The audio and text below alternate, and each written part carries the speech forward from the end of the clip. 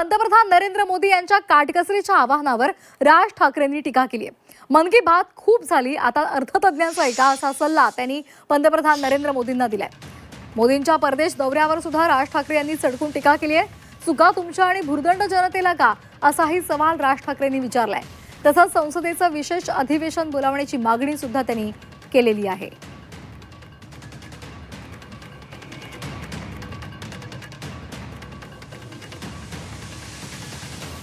राज ठाकरेंनी Facebook post केलेली आहे आणि या फेसबुक पोस्टमध्ये त्यांनी सविस्तरपणे अनेक महत्त्वाचे मुद्दे मांडलेले आहेत।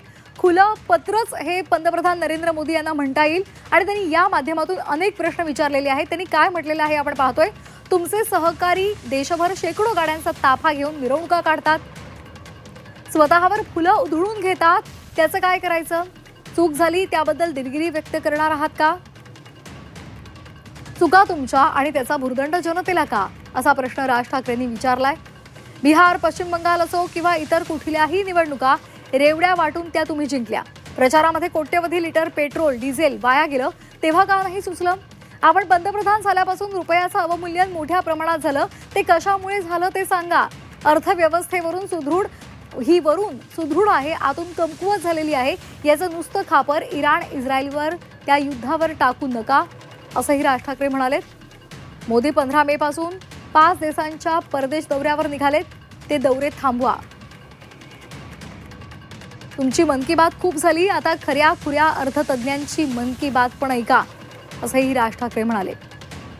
संसदेचं विशेष अधिवेशन घेऊन सगळ्या प्रश्नांना उत्तर द्या, स्वतःच्या पक्षापासून काटकसर सुरू करावी आणि हे सगळं कसं निस्तरणार ते देशाला सांगावं, असंही राज ठाकरेंनी आपल्या पोस्टमध्ये म्हटलेलं आहे। दरम्यान यावर चंद्रकांत पाटलांनी प्रतिक्रिया दिली, पाहूयात।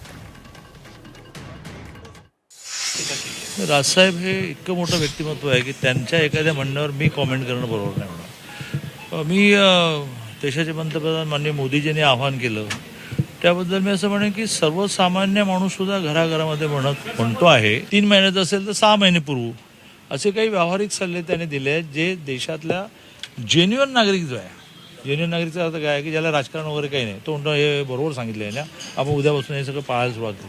राजकारणी जे आहेत त्यांनी टीका सुरू केली की यांना आता सरकार चालवणं शक्य आहे। अरे यांना सरकार चालवणं शक्य आहे, यांनी चालवलं उत्तम, परंतु लोकांनी इतकं भरभरून मतदान केलं आहे आणि त्यामुळे मी राजसाहेबांच्या म्हणण्यावर काही टिप्पणी केली नाही। मोदीजींच्या आव्हानाला मी सकारात्मक मांडणी केली की आत्ता ती देशाची आवश्यकता आहे। यावर मंत्री संजय शिरसाट यांनी सुद्धा प्रतिक्रिया दिली आहे, पाहूयात त्यांनी काय म्हटलंय। काही काळानंतर जर हे युद्ध लांबत गेलं तर ज्या ठिकाणून पेट्रोलचं ऑइलचं सप्लाय होतं, डिझेलचं सप्लाय होतं, काय सर्व जे काही आयात जे केलं जातं सगळ्या देशामध्ये, तो जर थांबला तर देशावर किती मोठं संकट येणार आहे ही चाहूल पाहून मोदी साहेबांनी एक काटकसर करा असं एक म्हणल्यामुळं एवढं बबाल करण्याचं काहीच कारण नाही आहे। रोजच्या जीवनातही जर तेवढी बचत केली तरी देशासाठी तर सपोर्टचा भाग असेल।